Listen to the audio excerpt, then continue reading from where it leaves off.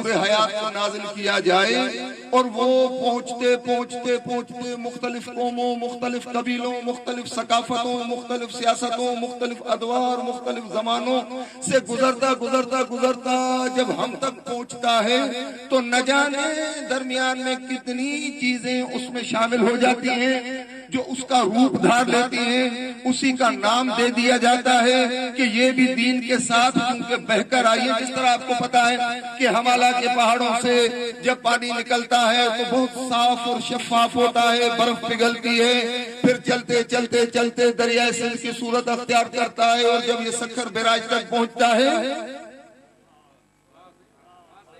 تو آپ دیکھتے ہیں کہ یہ وہ پانی ہے جو ہمالیہ کے پہاڑوں سے برف پگھلنے کی صورت میں دریا کی صورت اس نے اختیار کی تھی، اور یہاں تک نہ جانے کتنی قسم کی مٹیاں، نہ جانے کتنے قسم کے خس و خاشاک، نہ جانے کتنی قسم کی غلاظتیں، نہ جانے کیا چلتا چلتا جب آپ تک پہنچتا ہے۔ پھر آپ کیا کرتے ہیں جب وہی پانی آپ کے گھروں میں آتا ہے، آپ کی ٹنکی میں پانی ہے یا آلودہ پانی ہے، پھر آپ کیا کرتے ہیں کہ ہماری صحت اور سلامتی کو خطرہ ہے۔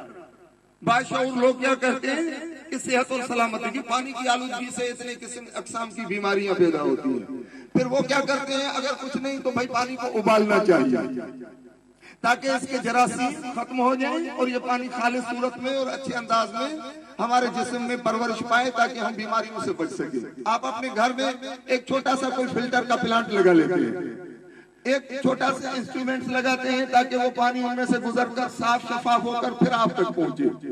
یعنی وہ پانی جو پہلے صاف اور شفاف تھا، آلودہ نہیں تھا، یہ سینکڑوں کلومیٹر کا سفر طے کرتا، نشیب و فراز سے گزرتا، آلودگیاں دامن میں سمیٹتا سمیٹتا سمیٹتا جب آپ کے گھر کی ٹنکی تک پہنچتا ہے تو اتنی غلاظتیں، اور پھر اگر ہمارے پاس شعور ہے تو ہم پھر اس پانی کو صاف کر کے فلٹر کر کے پھر اپناتے ہیں، پیتے ہیں تاکہ صاف و شفاف پانی سے پیاس بجھا سکیں۔ یہی کام انبیاء اور ائمہ اور علماء اور اولیاء کا رہا ہے کہ جب دین میں کچھ غلاظتیں کثافتیں مل جائیں تو وہ ان غلاظتوں اور کثافتوں کو پاک کر کے فلٹر کر کے وہ دین آپ تک پہنچائیں۔ وہ دین آپ تک پہنچائیں۔ اللہم صلی اللہ علیہ وسلم۔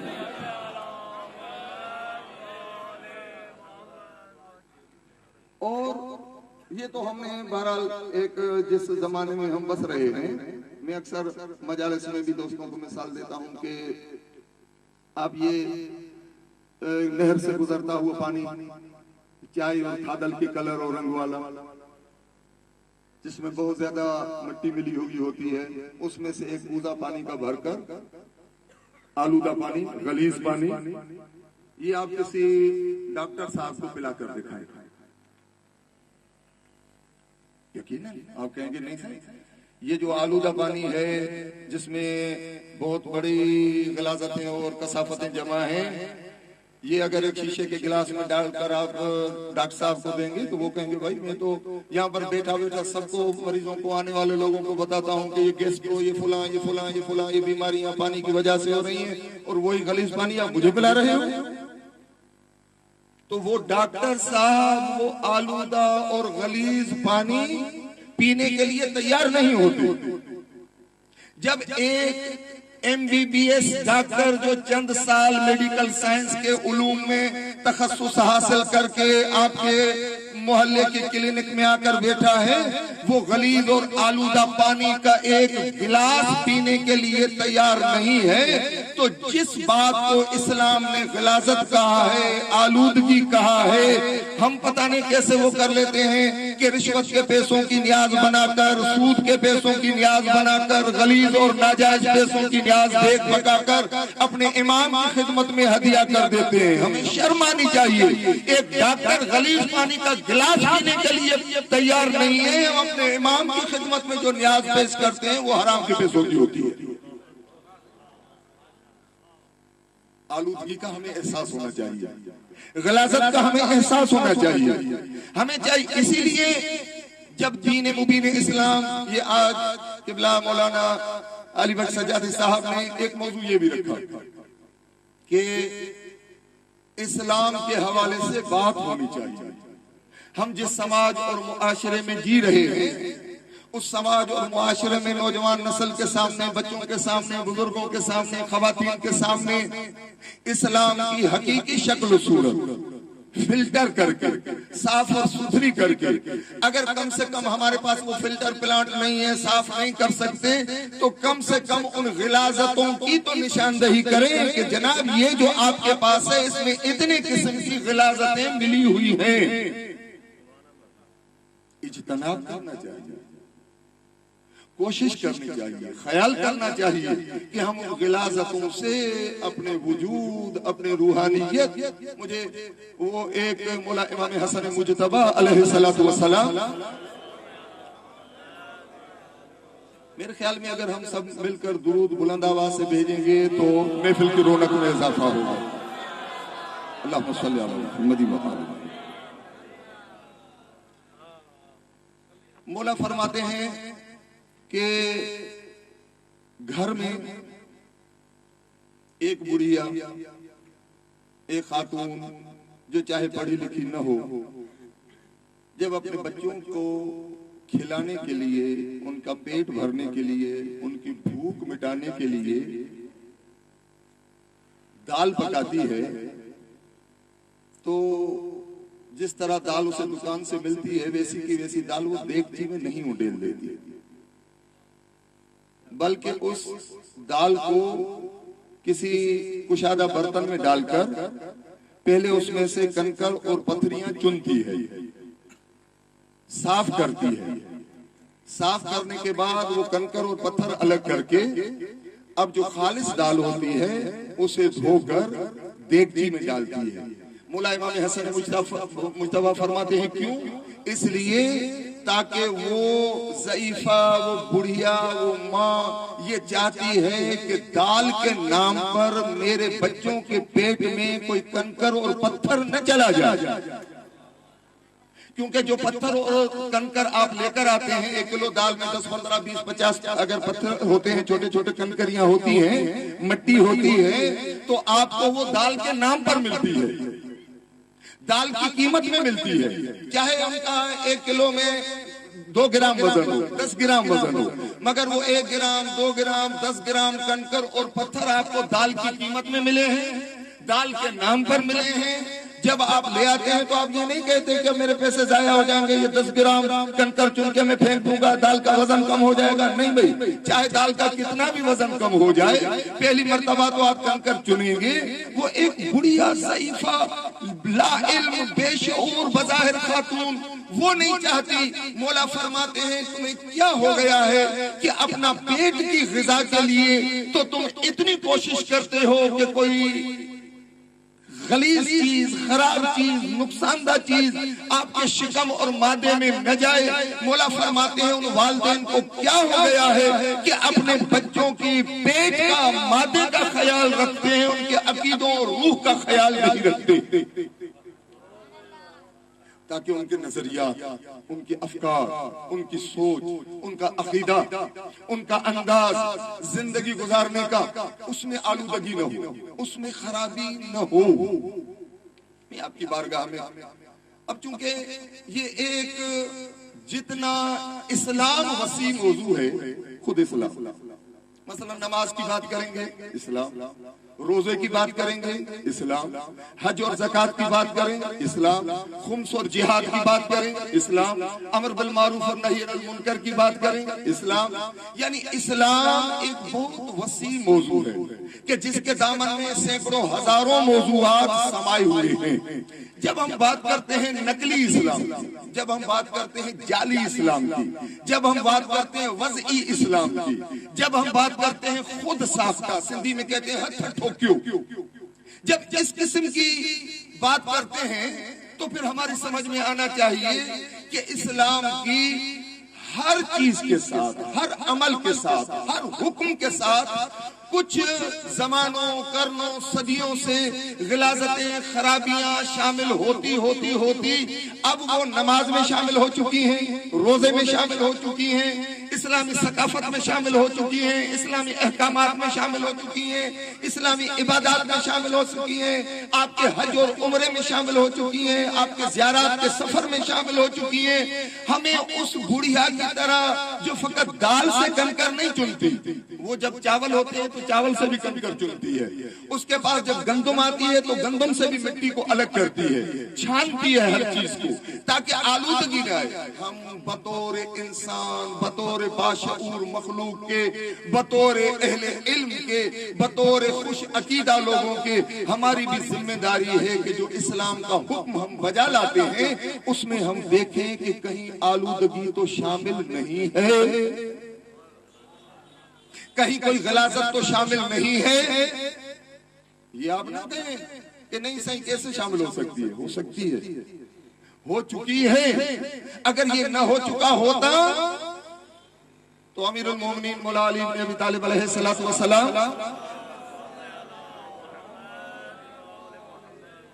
مولا کے دور خلافت میں ایک شخص ہے صحابی جو شام چلا جاتا ہے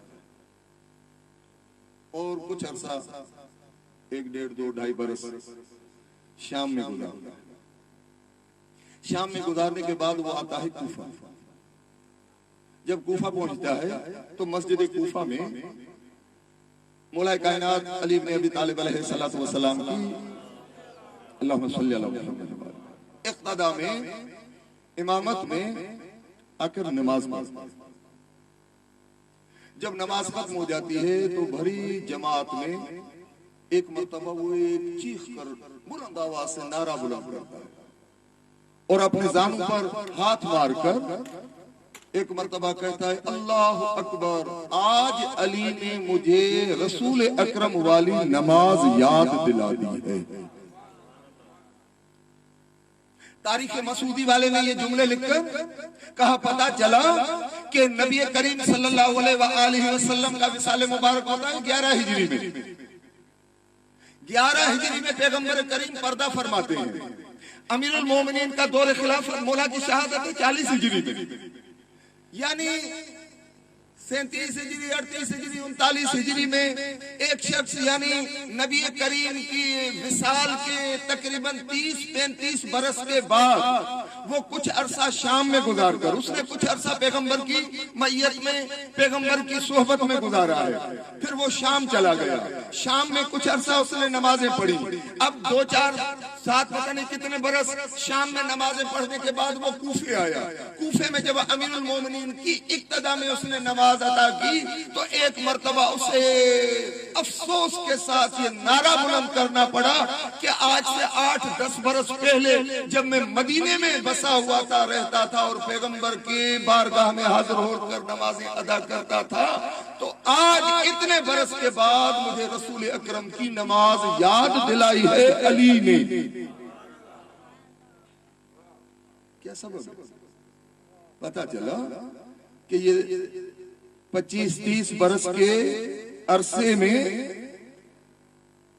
اتنی تبدیلی رونما ہو سکتی ہے کہ ایک صحابی رسول 25-30 برس کے بعد کہتا ہے کہ آج پھر اتنے برسوں کے بعد مجھے وہ نماز دیکھنے اور پڑھنے کو ملی ہے جو میں پیغمبر گرامی کی اقتدا میں ادا کرتا تھا۔ دوسری بات مثلا اب جب ہم وضعی، جعلی، تخلیقی اسلام اور دین کی بات کرتے ہیں تو کچھ چیزیں تو ایسی ہوتی ہیں کہ جو علاقائی، مثلا آپ نے دیکھا کہ کچھ عرصہ پہلے جمہوریہ اسلامی ایران میں اسلام کے نام پر ایک انقلاب برپا ہوا، امام خمینی رحمت اللہ تعالی علیہ کی قیادت میں۔ اس کے کچھ برسوں کے بعد امریکہ کی سرپرستی میں ایک اور اسلامی انقلاب برپا ہوا افغانستان میں۔ وہاں بھی اسلامی انقلاب، یہاں بھی اسلامی انقلاب برپا ہوتا ہے۔ اور پھر آپ نے دیکھا جب ہم موازنہ کرتے ہیں کہ 2-4 برسوں کے بعد وہ انقلاب جس طرح جھاگ کا ابھار ہوتا ہے پھر بیٹھ جاتا ہے، وہ انقلاب جو ہے وہ ڈیلیٹ ہو گئے، مٹ گیا. لوگوں نے اس اسلام کو دیکھا جو افغانستان میں برپا ہوا. تو اب اس پر میں زیادہ تبصرہ نہیں کرنا چاہتا، فقط ایک آدھ دانشوروں کا صرف جملے آپ کی بارگاہ میں عرض کرنا چاہتا ہوں کہ انہوں نے کہا کہ جو افغانستان میں انقلاب برپا ہوا اصل میں اسلام کے نام پر وہ علاقائی اور ان کا قبیلائی نظام تھا، جن کے پیشانی پر انہوں نے اسلام کا اسٹیکر لگا کر اور دنیا کے سامنے پیش کیا کہ یہ اسلام ہے. وہ شٹل کاک نما ایک برقع پہنے عورت تو اسلام، اس قسم کی شلوار پہنے تو اسلام، اس قسم کی پگڑی باندھے تو اسلام، اس قسم کی اتنی داڑھی ہو تو اسلام. یعنی کچھ جوہلا نے یہ کیا کہ اپنی قبائلی رسوم و رواج کو، اپنی قبائلی ثقافت کو، اپنی علاقائی ثقافت کو، اپنے علاقائی حلیے کو، اپنے علاقائی لباس کو، ان تمام علاقائی چیزوں کو اسلام کا اسٹیکر لگا کر اسلام کے نام سے دنیا کے سامنے پیش کیا. نتیجہ یہ ہوا کہ اس اسلام کو جو وضعی تھا، جو جعلی تھا، جو علاقائی تھا، جو ایک علاقے کی ثقافت کے نام پر برپا کیا گیا، نتیجہ یہ ہوا کہ لوگ اسلام کے قریب آنے کی بجائے اسلام سے نفرت کرنا شروع ہو گئے. یہ اسلام ہے لوگوں کی گردنیں کاٹنا، یہ اسلام ہے دہشت گردی کو پھیلانا. اب آپ کو تھوڑا تھوڑا آہستہ آہستہ اندازہ ہوگا کہ اسلام کے نام پر داعش، اسلام کے نام پر طالبان، اسلام کے نام پر القاعدہ، اسلام کے نام پر فلاں فلاں، اسلام کے نام پر بوکو حرام، اسلام کے نام پر یہ جو اسلام کے نام پر جو دہشت گردی، جو بدماشی، جو گنڈا گردی، جو قتل و غارت گری، جو خون کی ندیاں بہائی گئیں، جو مسجدوں میں دھماکے کیے گئے، امام بارگاہوں میں، عدالتوں میں، بازاروں میں، اسکولوں میں، مختلف جگہوں پر ان کے اوپر اسٹیکر کیا تھا لگا ہوا. کہ مجھے وہ یاد آ رہا ہے، اپنے حیدرآباد میں گلی سے گزر رہا تھا، ایک گدا گاڑی دیکھی میں، گدا گاڑی، گدا گاڑی پر ایک اسٹیکر لگا ہوا تھا اور اس پر لکھا ہوا تھا پجیرو. گدا گاڑی پر 10 روپے کا اسٹیکر مل جاتا ہے بازار میں، اس نے وہ لے کر گدا گاڑی پہ چسپاں کر دیا، پجیرو لکھا ہوا ہے.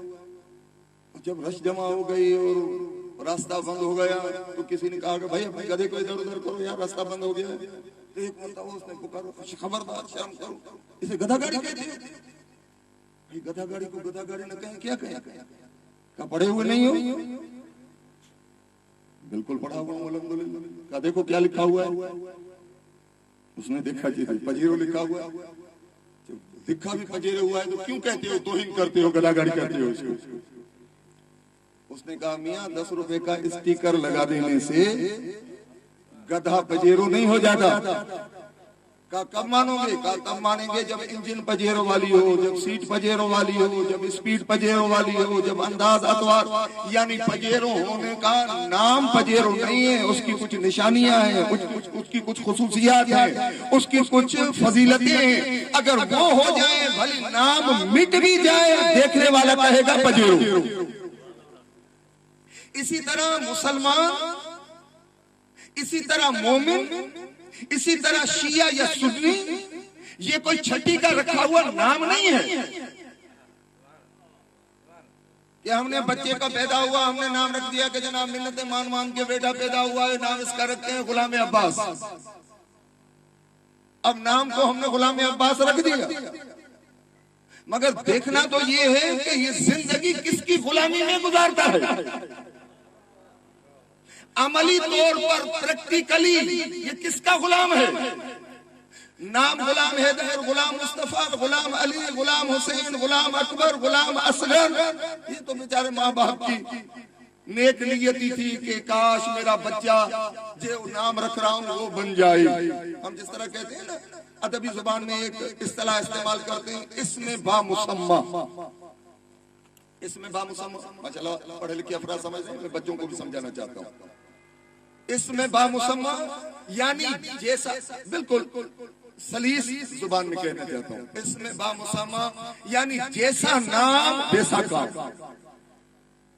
مثلا نام ہو بہادر خان، نام کیا ہو بہادر خان، گلی میں سامنے کتا کھڑا ہے، یہ گلی تبدیل کر جائے.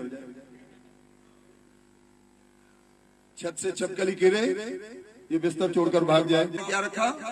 بہادر خان. مگر اس میں با مسمہ نہیں ہے، نام بہادر ہے، کام ڈرپوکوں والے کرتا ہے. ٹھیک ہے.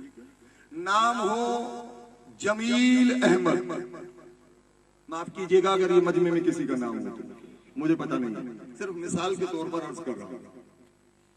یا جس طرح ہم سندھی میں کہتے ہیں سونو، یہ جمیل، خوبصورت، سونو، یہ جو نام ہے، نام تو ماں باپ نے رکھ دیا، مگر بچے کی کوئی شکل و صورت، رنگ اور روپ پسندیدہ نہیں کہ ماں اپنی گود میں روتے ہوئے بچے کو دکھا کے ڈرائے، خبردار چپ ہو جائے نہیں تو وہ جمیل کو بلا رہی ہے، سونے کو بلا رہی ہے، خوبصورت کو بلا رہی ہے. اب نام تو جمیل ہے، سونو ہے، خوبصورت ہے، مگر اصلاً یہ بیچارہ اس کی شکل بڑی ڈراؤنی ہے، بدصورت ہے، اچھی صورت کا حامل نہیں ہے. تو نام ایک ہے اور اس کی حقیقت کچھ اور ہے. مگر جب ہم کہتے ہیں مومن، جب ہم کہتے ہیں مسلمان، جب ہم کہتے ہیں شیعہ، جب ہم کہتے ہیں سنی، تو یہ نام نہیں ہے عزیز کہ نام چاہے بہادر ہو مگر ہو ڈرپوک، بلکہ مومن، مسلمان، شیعہ، سنی یہ چھٹی کا رکھا ہوا نام نہیں ہے، عقیقے پر رکھا ہوا نام نہیں ہے، بلکہ یہ ایک صفات کا مجموعہ ہے کہ اگر وہ صفات کا حامل ہوگا تو مسلمان ہے. اگر دنیا کے لیے سلامتی کا سبب ہو، اگر دنیا کے لیے امن و امان کا سبب ہو، اگر دنیا کے لیے خیر و برکت کا سبب ہو، اگر آپ متقین کی صفات جب دیکھتے ہیں، آپ مومن کی جب صفات کو پڑھتے ہیں تو آپ کو پتا چلتا ہے کہ مومن کہاں کسے جاتا ہے، مومن کس طرح ہونا چاہیے. بالکل اسی انداز میں ہمارے سماج میں، ہمارے معاشرے میں دہشت گردی کو، گنڈا گردی کو، بدماشی کو اسلام نام دے دیا گیا. اسلام کے نام پر ایک ڈراؤنی، ایک بھیانک، ایک غلیظ قسم کی شکل سماج اور معاشرے کو دکھائی گئی تاکہ وہ لوگ جو دھڑا دھڑ اسلام کی طرف جا رہے تھے، تعلیمات انبیاء سے متاثر ہو رہے تھے، تعلیمات قرآن سے استفادہ کر رہے تھے، جب وہ دیکھیں کہ اگر مسلمان یہ ہے، تو جس طرح آپ نے سنا ہوا ہے کہ ہم اس انداز، یہ رویہ ہم نے اپنا لیا کہ میں نے کہا یہ کافر ہے، اس نے مجھے کہا تم کافر ہے، ہم دونوں نے مل کر تیسرے کو کہا تم کافر ہو، اس نے اس کو کہا تم، سب نے ایک دوسرے کو کافر کہہ دیا. وہ کسی نے کہا تھا کہ الحمدللہ ہم سب ایک دوسرے کو تو کافر کر رہے ہیں، صرف کافر ہی ہے جو ہم سب کو مسلمان سمجھتا ہے. جو کافر ہے نا وہ ہمیں مسلمان سمجھتا ہے. ہم ایک دوسرے کو مسلمان اگر نہ بھی سمجھیں تو کافر کا اس پر اتفاق ہے کہ آپ مسلمان، شیعہ مسلمان، سنی مسلمان، دیوبندی مسلمان، بریلوی مسلمان، اہل حدیث مسلمان. وہ کہتا ہے آپ سب مسلمان ہو، ہم ایک دوسرے کو کہتے ہیں نہیں تم کافر ہو، کہتا ہے تم کافر ہو. اس قسم کی فتوی بازیاں ہو رہی ہیں. اب اس قسم کا اسلام ناپسندیدہ، آلودہ، ڈراؤنا، بھیانک شکل و صورت والا اسلام ہماری اور آپ کی، اہل شعور کی، نظریاتی لوگوں کی، بافکر لوگوں کی، بیدار ضمیر اور بیدار مغز لوگوں کی یہ ذمہ داری ہے کہ ہم اسلام کی وہ پاکیزہ، وہ خوبصورت شکل و صورت دنیا کو دکھائیں تاکہ دنیا جو اسلام کے نام سے نفرت کرنا شروع ہوئی ہے وہ ایک مرتبہ پھر اسلام کی عاشق ہو جائے، اسلام کی گرویدہ ہو جائے کہ اسلام دہشت کا نام نہیں ہے، اسلام امن اور محبت کا نام ہے. اسلام امن و محبت کا نام ہے، ایثار و فداکاری کا نام ہے۔ اسلام تو یہ ہے کہ خود بھوکے رہ کر اوروں کو کھلاؤ۔ اسلام تو اس کا نام ہے کہ اپنے پر کسی اور کو ترجیح دو۔ اسلام تو اس کا نام ہے کہ ایثار اور فداکاری کا مظاہرہ کرو۔ اسلام تو اس کا نام ہے کہ آپ فقط اپنی نہیں بلکہ افراد معاشرہ کی جان مال عزت آبرو کے تحفظ کے ٹھیکیدار بن جائیں۔ اسلام اس قسم کا نہ کہ دوسروں کے خون سے ہولی کھیلنے کا ٹھیکہ لینا، جی اس قسم کا اسلام، اس قسم کے انداز اور اطوار۔ یہ تو ایک موجودہ جو میں نے آپ کی خدمت میں عرض کی کہ جو اسلام کے خلاف سازش، اسلام بھیانک، اسلام ڈراؤنا، اسلام دہشت گرد، اسلام قتل و غارت گری، اس قسم کا رنگ و روپ بتایا گیا۔ ہم اگر دور قدیم میں دیکھیں پیغمبر اکرم صلی اللہ علیہ وآلہ وسلم کے زمانے میں پھر گزارش کروں گا کہ اگر آپ مل کے درود بھیجیں گے تو ماحول جو ہے وہ پاکیزہ ہو جائے گا انشاءاللہ۔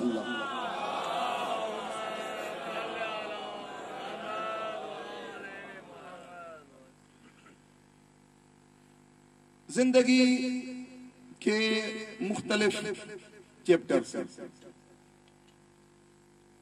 مجھے شہید قائد علامہ عارف حسین حسینی رحمت اللہ تعالی علیہ کا ایک جملہ یاد آ رہا ہے۔ وہ کہتے تھے کہ پاکستان میں اسلام ایک وزارت کا نام ہے۔ کسی نے پوچھا کس طرح ایک وزارت کا نام ہے اسلام؟ کہا پاکستان میں ایک ہے وزارت خارجہ، ایک ہے وزارت دفاع، یہ وزارت یہ جتنی بھی وزارت ہیں ان کے نام لینا میں وقت کا ضیاع سمجھتا ہوں۔ یہ سب وزارت شہید قائد نے فرمایا ان تمام وزارتوں کے درمیان دبکی ہوئی سہمی ہوئی ایک لٹھ بردار آدمی کی ایک وزارت ہے جس کا نام ہے وزارت مذہبی امور۔ شہید قائد نے فرمایا ایک وزارت مذہبی امور بنا کر آپ لوگوں نے یہ اعلان کر دیا ہے کہ ہماری باقی تمام وزارت غیر مذہبی امور ہیں، ان میں مذہب کا عمل دخل نہیں ہے۔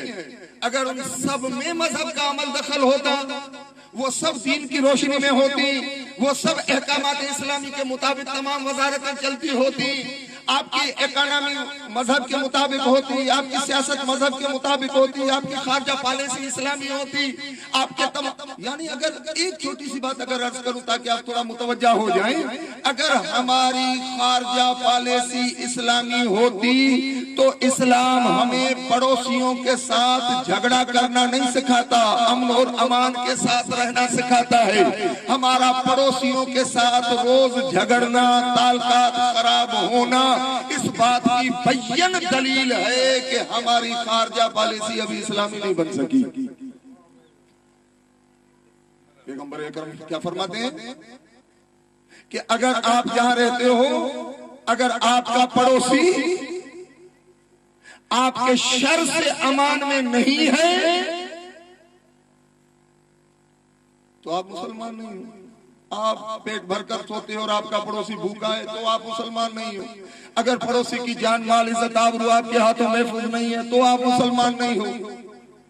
اور کچھ اس قسم کے حقوق ہیں کہ جہاں بتایا گیا کہ اس کے ساتھ دین کا کوئی تعلق نہیں ہے، یہ کوئی شرعی، بلکہ کچھ حقوق ایسے ہیں کہ چاہے مسلم ہو چاہے غیر مسلم ہو، ہندو ہو کافر ہو یہودی ہو عیسائی ہو، اس کا حق آپ پر لاگو ہے۔ ان میں سے کہا گیا ایک حق پڑوسی کا ہے۔ اگر پڑوسی آپ کا ہندو ہے یہودی ہے عیسائی ہے، چونکہ پڑوسی ہے، پڑوسی کے ناطے اس کے کچھ حقوق ہیں، وہ کافر ہونے کی وجہ سے ختم نہیں ہوں گے۔ پڑوسی کا حق آپ پر لازم ہے، اس کے حقوق ادا کریں۔ جی اسی انداز میں جب ہم دیکھتے ہیں کہ ہماری مختلف وزارتیں جو مذہبی امور سے نابلد ہیں، جن میں اور پھر ان کا ایک اور جملہ اسی موقع پر مجھے اچھا لگ رہا ہے کہ آپ کی خدمت میں بیان کروں۔ شہید حسینی بیان کرتے ہیں کہ ہم مسلمان ریاست ہیں ہم مسلمان ریاست ہیں، ہم اسلامی ریاست نہیں ہیں۔ مسلمان ہونا اور ہے، اسلامی ہونا اور ہے۔ مثلا آپ اور ہم جو سب یہاں پر بیٹھے ہوئے ہیں سب مسلمان ہیں، ہمارا گھر مسلمانوں کے گھر ہے۔ اب یہاں سے نقلی اسلام، وضعی اسلام، اپنا بنایا ہوا اسلام، تخلیقی اسلام جو ہم اور آپ نے تخلیق کیا، اس کی باری آتی ہے، وہ شروع ہو جاتا ہے۔ ہم مسلمان ہیں مگر ہمارا گھر مسلمانوں کا گھر ہے، ہمارا گھر اسلامی گھر نہیں ہے۔ میں ریاست کو چھوڑ کر گھر کی بات کرتا ہوں۔ جس گھر میں بے پردگی ہے، ماں بہن بہو بیٹیاں ننگے سر بازاروں میں گھومتی ہیں، مسلمانوں کا گھر تو ہے، یہ اسلامی لوگوں کا گھر نہیں ہے۔ مسلمان یہ ہے کہ ہم نے کلمہ پڑھ لیا، میری بیٹی بھی الحمدللہ مسلمان ہے، میری بیوی بھی مسلمان ہے، میری بہو بھی مسلمان ہے، میرا بھائی بھی مسلمان ہے، میرا بیٹا بھی مسلمان ہے، میں خود بھی مسلمان ہوں، ہم کلمہ گو ہیں، قرآن کریم کے 2-4 نسخے ہمارے گھروں میں پڑے ہوئے ہیں، مگر ہمارے گھر کا جو ثقافت ہے، جو ماحول ہے گھر کے باسیوں کا اور لوگوں کا، جو اٹھنے بیٹھنے کا طور و اطوار ہے، جو رنگ اور ڈھنگ ہے، مسلمان ہیں، اسلامی نہیں ہے۔ اگر ہمارے گھر کی معیشت، اکانومی، خرچ اخراجات، وہاں پر رشوت کا پیسہ بھی آ رہا ہے، سود کا پیسہ بھی آ رہا ہے، یتیم کا مال بھی کھایا جا رہا ہے، غریب کا مال بھی، میں نے مثلا سیلاب آ گیا، میں کسی محکمے کا افسر ہوں، مجھے کچھ کھانے پینے کا سامان بانٹنے کو ملا، کچھ کمبل مل گئے، یہ مل گیا وہ مل گیا، میں نے اچھی اچھی چیزیں چھانٹ کے اپنے گھر میں بھر دی، باقی الٹی سیدھی وہ بانٹنے لگا۔ اب میرے گھر میں وہ غریبوں کا مال، سیلاب کے ستائے ہوئے لوگوں کا مال، زلزلے کے جھٹکوں کے بیچارے لوگوں کا، پریشان حال لوگوں کا، بے گھر لوگوں کا مال، میں گھر میں وہ کمبل اوڑھ کر سویا ہوا ہوں، وہ ان کے حصے کی چیزیں گھر میں پکا کر میں کھا رہا ہوں۔ مسلمان تو ہوں مگر میرے گھر کی معیشت اکانومی اسلامی نہیں ہے۔ یہاں سے آ کر ہمیں پتا چلتا ہے کہ ہم نے مسلمانوں کے گھر میں، مسلمان امت میں، ہم نے کتنی چیزیں اپنے اردا گرد، اپنے چار طرف غیر اسلامی دیواریں بنا رکھی ہیں، باڑ لگا رکھی ہے، اور ان کے درمیان میں ہم قید ہو گئے۔ حتیٰ کہ بعض اوقات آپ دیکھیں گے یہ جو وضعی اسلام ہے، یہ جو تخلیقی اسلام ہے، جو ہم اور آپ نے مل کر بنایا ہے، جو ہمارے سماج نے بنایا ہے، جو نبی کریم کا لایا ہوا اسلام نہیں ہے، جو قرآن میں بیان کیا گیا اسلام نہیں ہے، یہ جو وہ اسلام نہیں ہے جو کربلا میں امام حسین نے بچایا تھا، وہ اسلام نہیں ہے۔ کون سا مسئلہ؟ ہمارے ہاں اکثر اوقات ہم اور آپ دیکھتے ہیں کہ کچھ ایسی چیزیں زیادہ تر، جو میری آبزرویشن ہے، جو میرا مشاہدہ ہے، زیادہ تر اس قسم کی وضعی جعلی چیزیں ہماری ثقافتی زندگی میں نمایاں نظر آتی ہیں۔ ابھی تازہ ماہ مبارک شعبان میں 7 شریف میں قلندر لال شہباز رحمت اللہ تعالی علیہ کا میلہ تھا۔ 7 شریف میں ماہ مبارک شعبان میں حضرت شہباز قلندر کا میلہ تھا۔ یہ جو میلے کی ثقافت ہے، یہ اتنے بڑے ولی اللہ، اتنے بڑے بزرگ بڑے صغیر کے، اتنی بڑی مزار بنی ہوئی ہے، لاکھوں لوگ وہاں پر حاضری بھرنے کے لیے آ رہے ہیں۔ میں گاڑی میں سفر کر رہا تھا، ایک جگہ روڈ بلاک تھا، کیونکہ وہ این میلے کے ایام تھے۔ میں کہیں میلاد کا پروگرام پڑھنے مولا امام زمان علیہ السلام کے حوالے سے جا رہا تھا، اور وہ راستے میں میلے کے لیے اسی کوچ میں بیٹھے ہوئے تھے کہ میلے پر جانا۔ کچہری ہوگی، روڈ بلاک ہے، بہت بڑی رش ہے، بڑے بڑے وہ ڈھول، وہ ناچتے گاتے بجاتے لوگ، ہاتھوں میں جھنڈے، نعرہ حیدری بلند کرتے ہوئے، دھمالیں ڈالتے ہوئے، پیروں میں گھنگرو بندھے ہوئے ہیں، سرخ رنگ کے جھنڈے ہیں، عورتیں بے پردہ ہیں، انہیں بھی دھوتیاں بندھی ہوئی ہیں، ناچتی گاچتی تھرکتی دمالے لگاتی ادھر ادھر کرتے ہوئے جھنڈے اٹھائے ہوئے وہ لوگ جا رہے ہیں. بظاہر لوگ کیا سمجھتے ہیں کہاں جا رہے ہیں, کوئی غلط کام کر, جی نہیں, ایک ولی اللہ کی بارگاہ میں جا رہے ہیں, خدا کے برگزیدہ بندے کی بارگاہ میں جا رہے ہیں, ان کے عرس مبارک منانے کے لیے جا رہے ہیں. وزیر اعلیٰ صاحب نے فلاں دن اس کا افتتاح کرنا ہے, گورنر صاحب نے چادر چاڑنی ہے. یہ اس قسم یعنی ایک اسلام کا روح, دینی عقیدت کا رنگ ہے کہ جس میں لاکھوں لوگ منہمک ہیں, لاکھوں لوگ اس محبت میں عشق اور عقیدت میں غرق ہیں, اور وہ وہاں پر جا رہے ہیں. تو وہاں پر اس کے ساتھ تھوڑی بہت گفتگو ہوئی. میں دو چار جملوں میں آپ کی بارگاہ میں, اگر آپ تھک نہ گئے ہیں نہیں اس اللہم صلی علی محمد. میرے خیال میں اگر جو نہیں تھکے, نظر اللہ نیازی حسین, جو نہیں تھکے وہ درود پڑھے, تھکے ہوئے بھلی نہ پڑھے, جو نہیں تھکے فقط وہ پڑھے. اللہم صلی علی. ٹھیک ہے, اب بات ہوئی. میں نے بلایا دیکھو صحیح آپ میلے کی مخالفت کرتے ہو, یہ سائیں کی بارگاہ میں جا رہے ہیں, اچھی بات ہے سائیں. جو لاکھوں لوگ کربلا بھی تو آتے ہیں, مولا حسین کے چہلوں میں کروڑوں لوگ آ جاتے ہیں, اور اب یہ بھی حسینی لال قلندر ہے.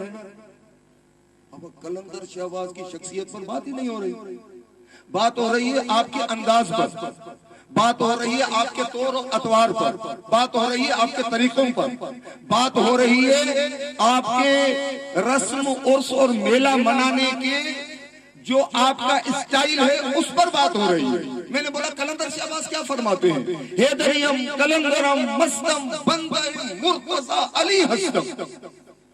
قلندر شہباز فرماتے ہیں حیدریوں قلندروں مستوں میں علی مرتضی کا غلام ہوں, بندہ ہوں.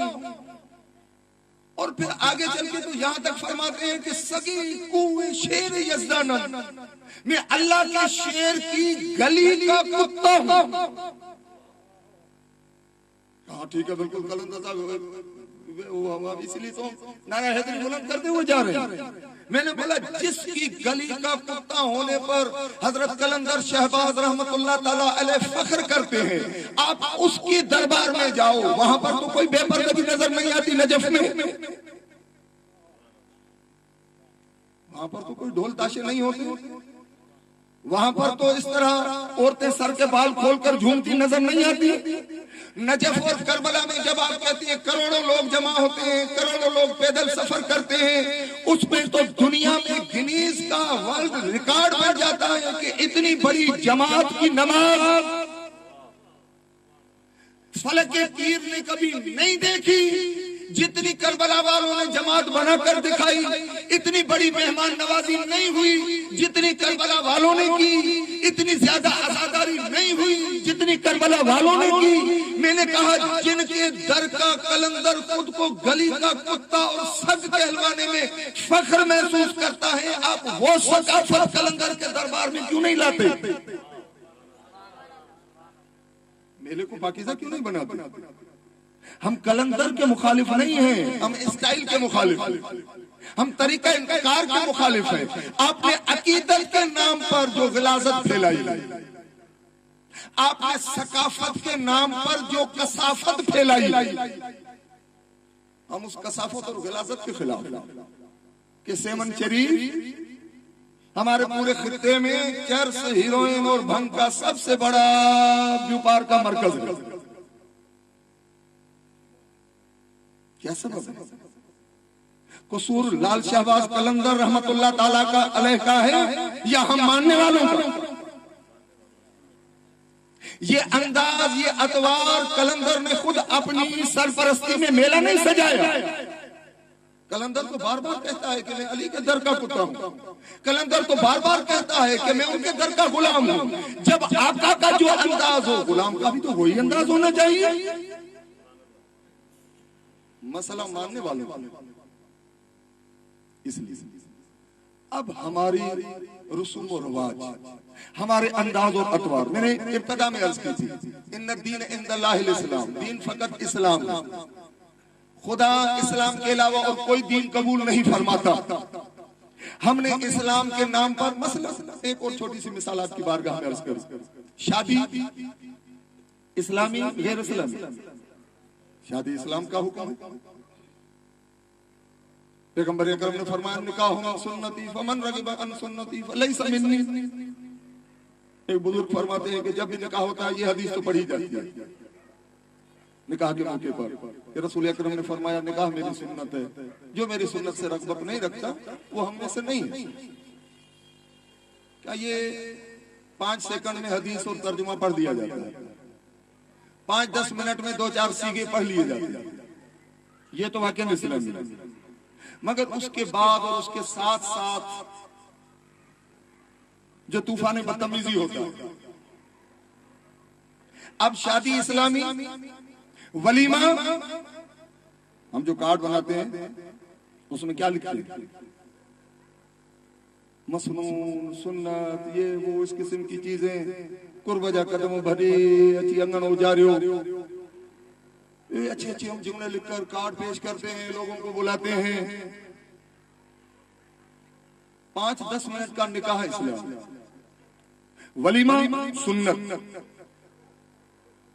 یہاں بھی کافی طالب علم بیٹھے ہوئے ہیں, 2-4-5-7 مولوی صاحبان تشریف فرمائے.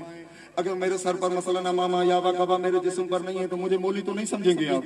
جو بزرگ علماء تشریف فرمائے, معمم بزرگان تشریف فرمائے, جو ابا اور قبا کے صاحب تشریف فرمائے, جو صاحب امامہ تشریف, ان سے آپ پوچھ لیں کہ اسلام میں ولیمہ مستحب ہے, سنت ہے, واجب تو نہیں ہے. جب واجب نہیں ہے تو اس سنت کے نام پر اس قسم کا انداز اختیار کرنا, مثلا وہ آپ کو مشہور واقعہ سنا ہوا ہے کہ منصور دوانی کی علیہ لعنت والعذاب, اپنے دور کا عباسی خلیفہ, اس کے بیٹے کے ختنے کی رسم اور اس کا ولیمہ, اور مولا امام جعفر صادق علیہ السلام کی وہاں پر شرکت. امام علیہ السلام کی وہاں پر شرکت. وہاں پر کسی نے پانی مانگا تو پانی کی جگہ پر شراب پیش کیجیے. امام علیہ السلام ملاحظہ فرما رہے تھے, تو اس نے کہا میں نے تو پانی مانگا, بولا خلیفے کے بیٹے کے ختنے کی رسم ہے, اتنا بڑا اہتمام ہے, تو یہاں پر پانی کی طرح ہم نے شراب بہا دی ہے, بہت قیمتی قسم کی, تو حکم ہے ہمیں کہ جو پانی مانگے شراب پیش کرے. اس لیے آپ کی خدمت میں سرائی سے شراب ڈال کر اس کو مانگنے والے کو دی گئی. مولا دیکھ رہے تھے, شراب کا جام میں آنا, اس کے ہاتھ میں تھامنا. امام صادق علیہ السلام اپنی نشست سے اٹھ کر کھڑے ہو گئے. جو امام کے ہمنوا امام کے ساتھ تھے انہوں نے جب دیکھا کہ امام کھڑے ہو گئے, وہ بھی کھڑے ہو گئے. بولا کیا ہوا؟ امام نے فرمایا دیکھا نہیں کہ اس محفل میں شراب دی جا رہی ہے, بانٹی جا رہی ہے؟ بولا ہم نے تو دیکھا, وہ اس ٹیبل پر ہے, مثلا جس طرح ہم کہتے ہیں وہاں یاد نہیں. امام نے فرمایا مجھے اپنے نانا کی حدیث تمہیں بتانا پڑے گی. میرے نانا کا حکم ہے کہ جس دسترخوان پر چاہے تم نہ پیو, شراب پی جا رہی ہو, اس دسترخوان پر بیٹھنا حرام ہے.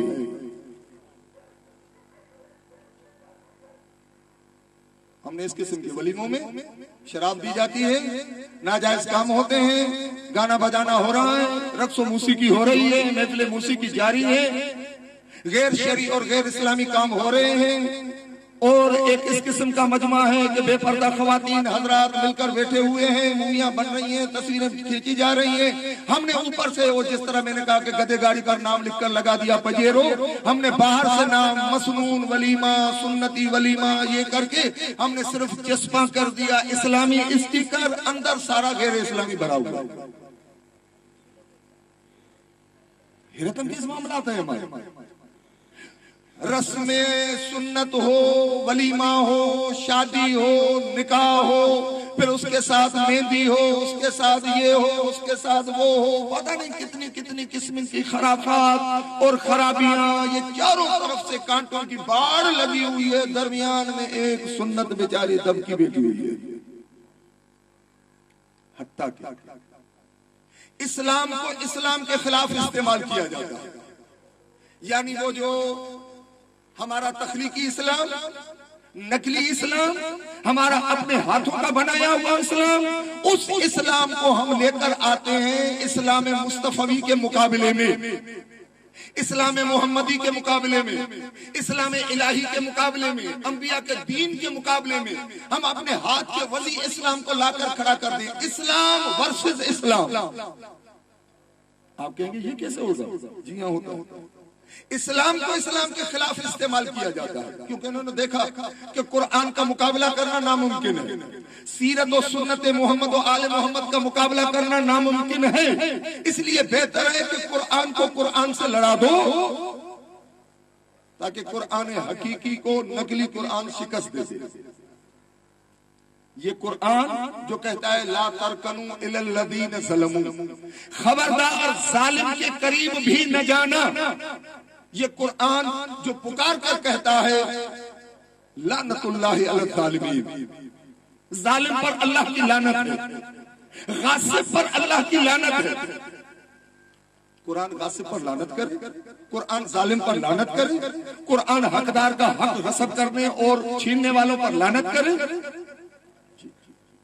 میں نے بھی دیکھا جو جہاں پر میری عمر کے یا مجھ سے کچھ کم عمر کے بھی تشریف فرما، انہوں نے بھی دیکھا اور بار بار ہمیں دیکھنے کو ملتا ہے کہ ایک ظالم شخص، ایک غاصب شخص، ایک ڈکٹیٹر جو جبری طور پر تخت حکومت پر قابض ہو جائے اور کسی کا نام لوں تو میں شاید کوئی کس کی پارٹی کا، کوئی کس کی پارٹی کا، نہ کسی پی پی کے نمائندے کا، نہ کسی نون لیگ، نہ کسی اور کا. میں نام لیتا ہوں ضیاء الحق، اور مجھے پتا ہے ضیاء الحق کی پارٹی کا کوئی نہیں ہوگا، ہم سب اس کے مخالف ہیں، اسے برا بھلا کہتے ہیں. ٹھیک ہے، زرداری صاحب کو کہوں گا تو ہو سکتا ہے کسی کے دل میں نرم گوشہ ہو، نواز شریف کے لیے کہوں تو کسی کے دل میں نرم گوشہ ہو، عمران خان کے لیے نہیں کہتے. ضیاء الحق کی بات کرتے ہیں. ضیاء الحق بیٹھے ہوئے امیر المومنین بنے ہوئے، سیرت النبی بین الاقوامی سیرت کانفرنس سرکاری طور پر منائی جا رہی ہے. ہزاروں افراد، علماء، مشائخ، شیعہ، سنی، گدی نشین، عطر لگا کر، داڑھی کو خضاب کر کے، نئی شیروانیاں اور جبے اور دستار پہن کر سرکاری نشستوں پر تشریف فرما ہے، صرف اس لیے کہ بیچارے کو کہیں سے ٹکٹ مل گئی جہاز کی کہ بھائی کراچی سے آپ اسلام آباد پہنچ جاؤ. چلو یار اچھا ہوا، جہاز کا چکر لگا لیں گے، 5 اسٹار ہوٹل کی 2 وقت مانی کھا لیں گے، روٹی کھا لیں گے، سیرت کانفرنس میں ثواب کا ثواب بھی کما لیں گے. پہنچ گئے وہاں پر ایک قاری قرآن، حافظ قرآن تیار کیا جاتا ہے. میں فقط ہنٹ دے رہا ہوں، مثال عرض کر رہا ہوں، باقی آپ کے ذہن میں بہت سے مناظر بیان کرنے کے بعد گھوم جائیں گے. ایک خوش گلو نعت خوان بھی پکارا جاتا ہے، اسے بتایا جاتا ہے. یہ اس طرح ہمارے جلسوں کی طرح نہیں ہوتا کہ کسی نے چٹھی لکھ کر بھیج دی کہ سائیں مجھے بھی قصیدہ پڑھنا ہے. ہم نے مجلس میں کہا ہاں بھائی پڑھ لو. مجھے پتا ہے میری مجلس میں 300 اگر شیعہ مومن بیٹھے ہوئے ہیں تو 200 میرے سنی بھائی بھی بیٹھے ہوئے ہیں. وہاں پر قصیدہ پڑھنے والے نے کوئی ایسا قصیدہ پڑھا کہ 200 لوگوں کی دل آزاری کرنے لگا. مجھے پتا نہیں اس کے قصیدے کی ورڈنگ کیا ہے، شاعری کیا ہے، اسے پڑھنا چاہیے نہیں پڑھنا چاہیے، ہمیں اجازت دینی چاہیے نہیں دینی چاہیے.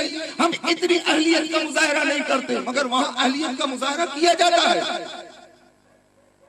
فلاں نعت خان بیٹا کون سی نعت پڑھو گے؟ کہا نہیں یہ نہیں پڑھنی، نعت یہ پڑھنی ہے.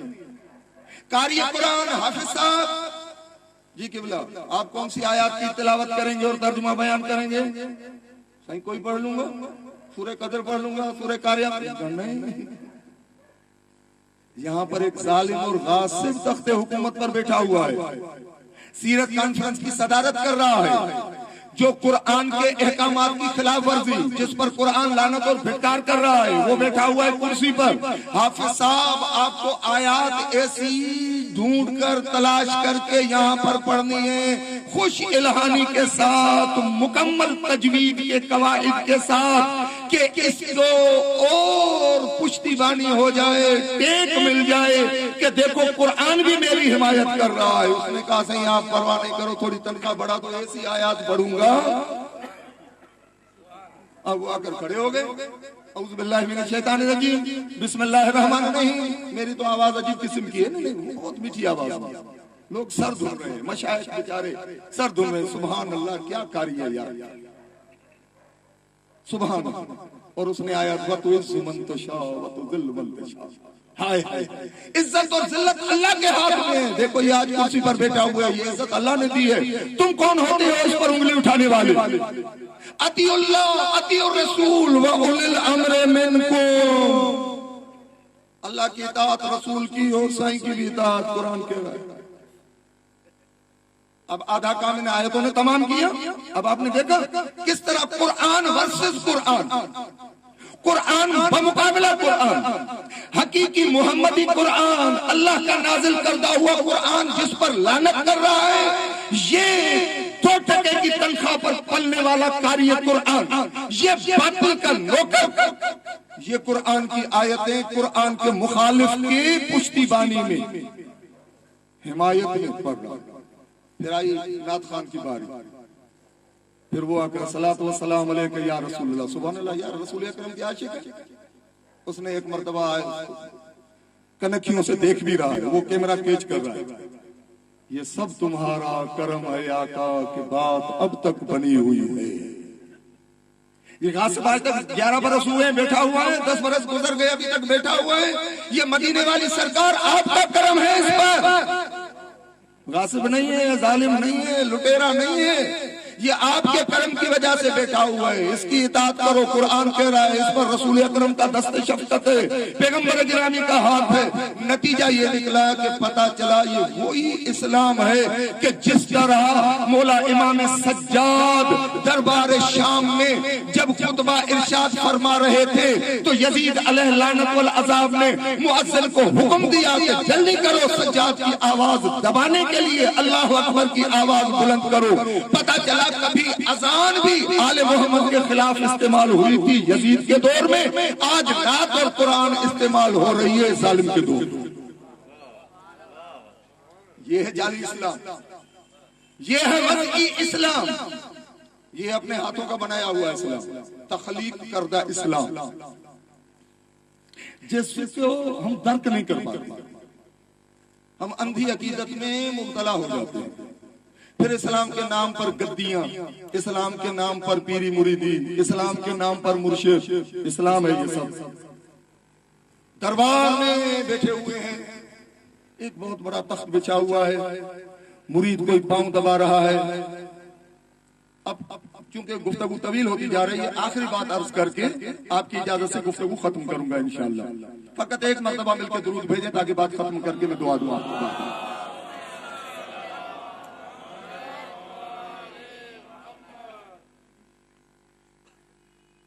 پیغمبر اکرم کا دور، رسالت میں آپ کا زمانہ، پیغمبر اکرم کے پاس کچھ صحابہ ایسے کہ جب انہوں نے اسلام قبول کیا تو قوم قبیلے والوں نے ان کا حقہ پانی بند کر دیا کہ بھائی تم نے محمد پر کلمہ پڑھ لیا صلی اللہ علیہ وسلم، اب تمہارے ساتھ ہمارا تعلق نہیں ہے۔ قوم اور قبیلے سے دھکا دے کر نکال دیا گیا۔ بلال چلے آئے، حضرت مقداد چلے آئے، پتہ نہیں کتنے، حتیٰ کہ بتایا گیا اصحاب صفہ میں 400 سے زیادہ لوگ جمع ہو گئے۔ یہ پیغمبر کریم کی فقراء آج بھی جنہوں نے حج اور عمرہ کیا ہوا ہے انہوں نے دیکھا ہے کہ چبوترا ایک بنا ہوا ہے، کھلا بنا ہوا ہے مسجد نبوی کے اندر پیغمبر کی جالیوں کے سامنے، جس کے اوپر لکھا ہوا ہے کہ یہ اصحاب صفہ کا مقام ہے۔ ٹھیک، ایک چھپرا بنا دیا پیغمبر، وہاں پر بیٹھے ہیں، سارا دن محنت مزدوری کرتے ہیں، کما کر وہاں آتے ہیں، پیغمبر کے گھر سے کھانا آتا ہے، صحابہ کے گھر سے کھانا آتا ہے، سب اس طرح مل کر تاریخ بتاتی ہے۔ سید سلیمان ندوی نے پیغمبر کریم کی سیرت جو لکھی اور حتیٰ کہ دوسری تمام سیرت کی کتابوں نے یہ جملے لکھے کہ اس طرح پیغمبر اپنے فقیروں کے ساتھ، غریب صحابہ کے ساتھ، ان دھتکارے ہوئے لوگوں کے ساتھ مل کر کھانا کھاتے تھے کہ اگر کوئی باہر سے اجنبی آتا تھا پیغمبر کے ساتھ ملاقات کے لیے تو اسے پوچھنا پڑتا تھا کہ تم میں سے محمد کون ہے، کیونکہ کوئی خصوصیت نہیں تھی وہاں پر، کوئی تھلا، کوئی تخت، کوئی گدی، کوئی اونچا مقام کہ پیغمبر وہاں پر تشریف فرمائیں، فقیر نیچے بیٹھے ہوئے ہیں، جی نہیں، ان کے ساتھ ملے ہیں، ساتھ بیٹھ کر کھانا کھاتے ہیں۔ اسی پیغمبر کی اولاد کہلانے والا، انہی کے نام پر اپنی گدی چمکا کر بیٹھا ہوا، اسی دین کے نام پر نسلوں سے کمانے والا بیٹھا ہوا ہے۔ اگر غلطی سے مرید آ گیا اور سائیں کہیں باتھ روم وغیرہ گئے ہوئے ہیں، ٹوائلٹ میں گئے ہوئے ہیں، تو مرید نے سمجھا کہ چلو چارپائی رکھیے بیٹھ جاؤں، تو وہاں پر جو اس کے پالے ہوئے لوگ کھڑے ہیں وہ ڈنڈے مار کے بھگیں گے، شرم نہیں آتی تم سائیں کی کرسی پر بیٹھ رہے ہو، یہ مسئلہ سائیں کی ہے، خبردار اس پر نہ بیٹھو۔ اچھا چلو بیچارہ ہٹا، پیاس لگی ہوئی تھی، دور سے سفر، سامنے گلاس پڑا ہوا تھا، خبردار سائیں کے گلاس کو ہاتھ میں لگانا، یہ گلاس سائیں کا، یہ مسحری سائیں کی، یہ چارپائی سائیں کی، یہ گدی سائیں کی، سائیں کی گدی پر کوئی بیٹھ، سائیں ہوا چھوت کی بیماری کا مریض ہوا۔ جس طرح ہم کہتے ہیں کہ بھائی اس کو ایک کوئی ایسی قسم کی بیماری ہے کہ اگر اس کے گلاس میں پانی پیو گے جراثیم آپ پر حملہ ہوگا، یہ اس قسم کی چھوت کی بیماری کا مریض ہے، جو بیماری ایک سے دوسرے کی طرف منتقل ہوتی ہے، برتنوں کے ذریعے، بستر کے ذریعے، کھانے پینے کے ذریعے، پلیٹوں اور گلاسوں کے ذریعے۔ ہم تو اس سے پرہیز کرتے ہیں، جی ہاں واقعی اس کے برتنوں میں نہیں کھانا چاہیے کیونکہ یہ تکبر کی بیماری کا مریض ہے، یہ تکبر کی بیماری کا مریض ہے، یہ متکبر بن گیا ہے، اس میں فرعونیت آ گئی ہے، اس میں مصطفیت نہیں ہے، اس میں علویت نہیں ہے، اس میں حسینیت نہیں ہے۔ حسین تو وہ ہیں جو اپنے مریدوں کے ساتھ بیٹھ کر ایک برتن میں کھاتے ہیں۔ پتا چلا یہ ایک جعلی اسلام ہے، پتا چلا ایک اپنا بنایا ہوا تخلیقی اسلام ہے کہ جس پر ہم نے اسلام کی کلید لگا دی ہے، اسلام کا اسٹیکر لگا دیا ہے، اسلام کی ملمہ کاری کر دی ہے۔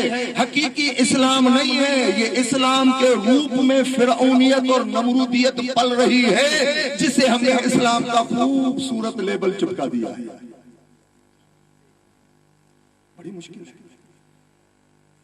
ابو ذر سے پوچھو، ابو ذر یہ چادر کہاں سے آئی؟ کہا سرکار نے عطا کی۔ مقداد یہ روٹی کہاں سے ملی؟ مولا علی کے در سے ملی۔ اے فضا آپ کو یہ سامان یہ لباس کہاں سے ملا؟ کہا حضرت زہرا نے عطا کیا۔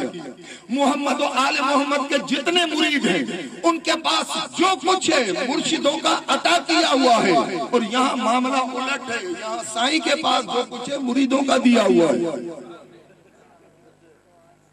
سائیں قالین بابا فلاں مرید نے دیا ہے، سائیں یہ ٹوپی کہاں سے آئی؟ فلاں نے گفٹ کی ہے، سائیں یہ کیمرہ اور گاڑی کہاں سے آئی؟ فلاں دے کر گیا ہے۔ دعا سائیں کیا کرتا ہے؟ ہو سکتا ہے سائیں بیچارہ قرآن پڑھا ہوا بھی نہ ہو۔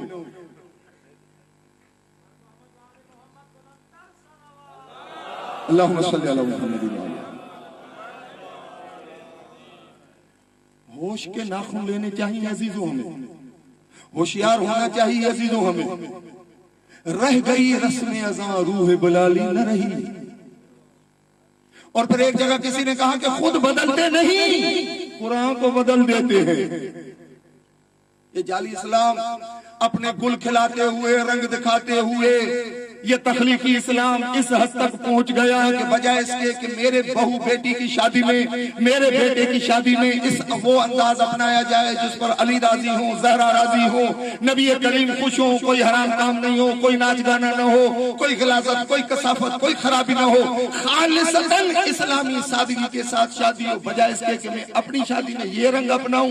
ہماری غلاظت، ہماری کثافت، ہماری بد عملی اس حد تک بڑھ گئی کہ ہم نے اب مولا علی کی میلاد میں، امام زمانہ کی میلاد میں، مولا حسین کی میلاد میں ہم نے کھیل تماشا شروع کیا، ڈانس کرنا شروع کیا، ناچنا گانا شروع کیا، بے حیائی کے، بے پردگی کے رنگ اپنا شروع کیے۔ وہی ہو گیا کہ خود بدلتے نہیں، قرآن کو بدل دیتے ہیں،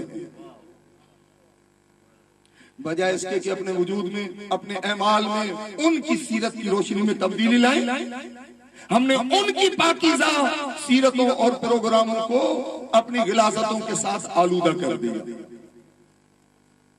نتیجہ یہ ہو رہا ہے کہ یہ اس قسم کا وضعی اسلام، جعلی اسلام جو ہماری شادیوں کو پاکیزہ نہیں ہونے دیتا، آسان نہیں ہونے دیتا، جو ہماری معیشت کو گھن کی طرح چاٹ کر کھا گیا، جو ہمارے سماج میں خرابیوں کی جڑ بن گیا، اور یہ جعلی اسلام اس حد تک دیدہ دلیری کے ساتھ ساری زندگی حرام کا مال کمایا، 2 4 5 6 کروڑ کا بہت بڑا بنگلہ بنایا، اس کی پیشانی پر ایک آیت کا ٹوٹا لگا دیا، ھذا من فضل ربی۔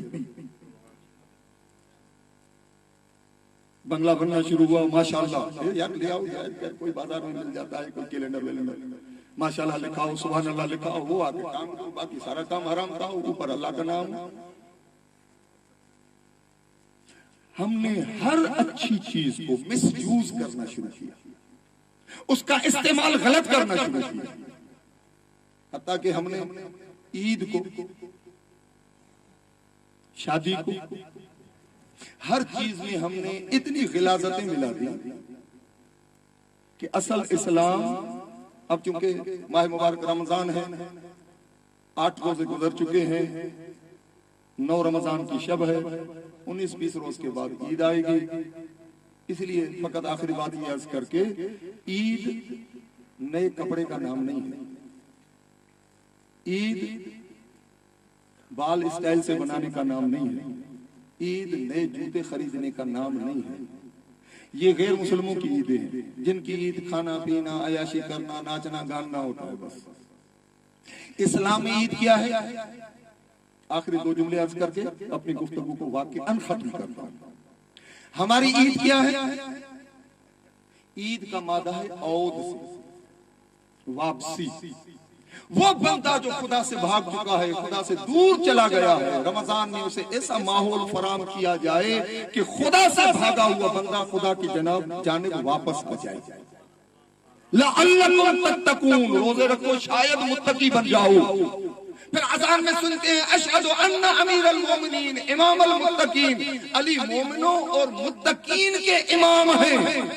خدا فرماتا ہے رمضان کو ہر سال بھیجتا ہوں تاکہ تم متقی بنو، یعنی واقعاً علی والے بنو ماہ مبارک رمضان میں۔ جب بندہ علی والا بنے گا تو پھر اس کی عید کھانا پینا عیاشی کرنے کا نام نہیں ہوگا۔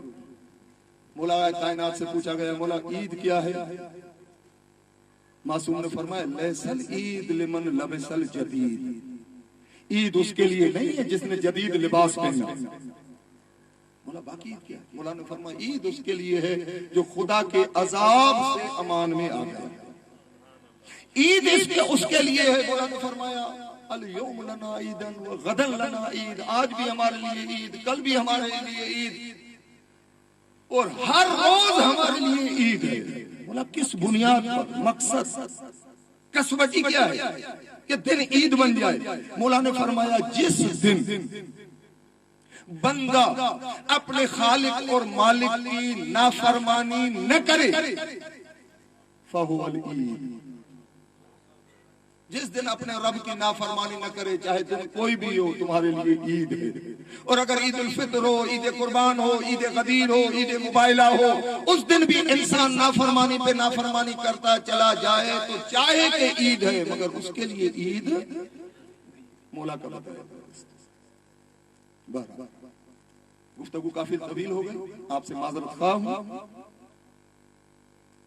الٹی سیدھی باتیں آپ کی خدمت میں عرض کی، آپ کو پریشان کیا، آپ کو تنگ کیا، چند باتیں جو آپ کی بارگاہ میں عرض کر، بہرحال ایک دروازہ کھلا ہے۔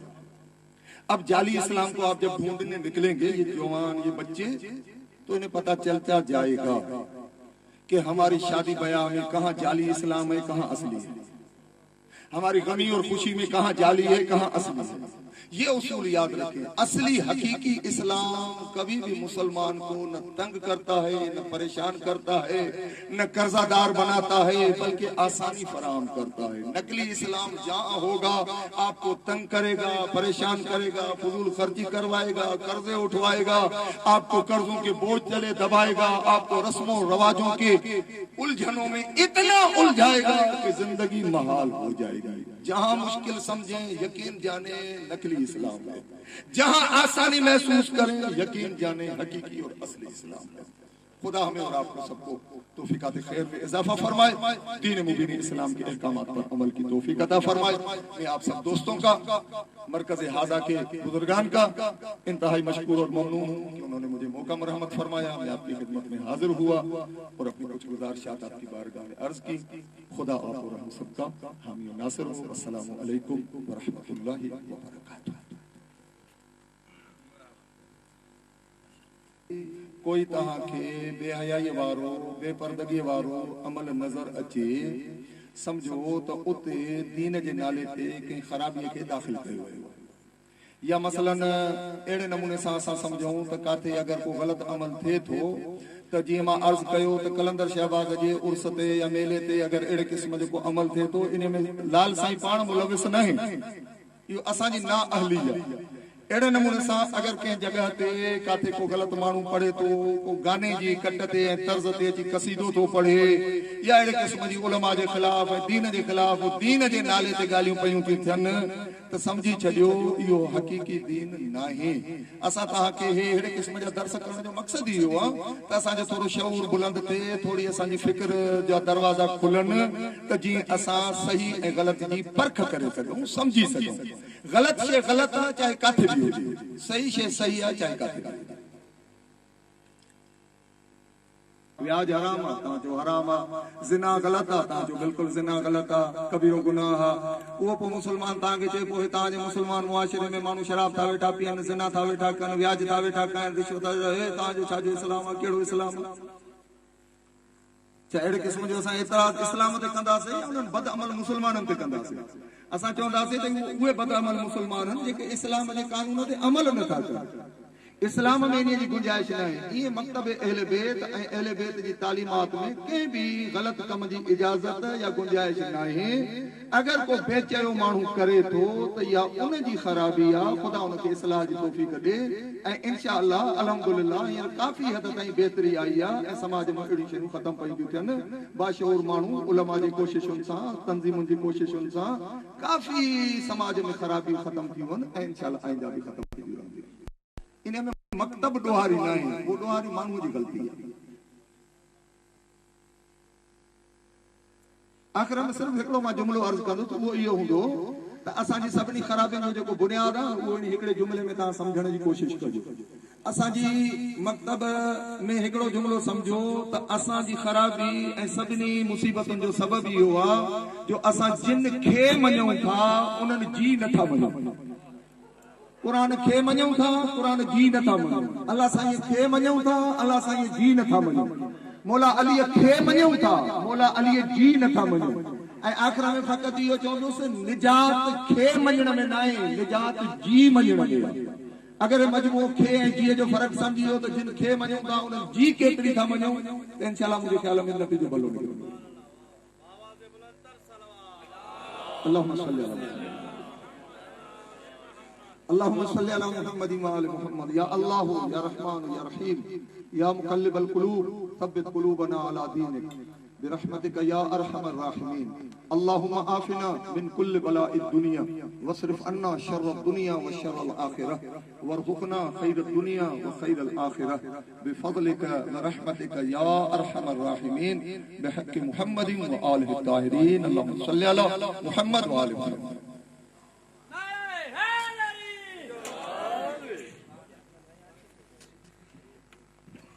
और उन्वान आपकी खिदमत में अर्ज कर चुका हूँ कि आज़ादारी की बरक़ात असरात उसके खिलाफ साजिशें हुज्जतुल इस्लाम मौलाना सैयद असद इक़बाल ज़ैदी इस मौजू पे इंशाअल्लाह टाइम की पाबंदी के साथ दर्स देंगे। आप सबका शुक्रिया भी अदा करते हैं और उम्मीद रखते हैं कि कल भी इसी तरह तशरीफ़ फरमा होगा।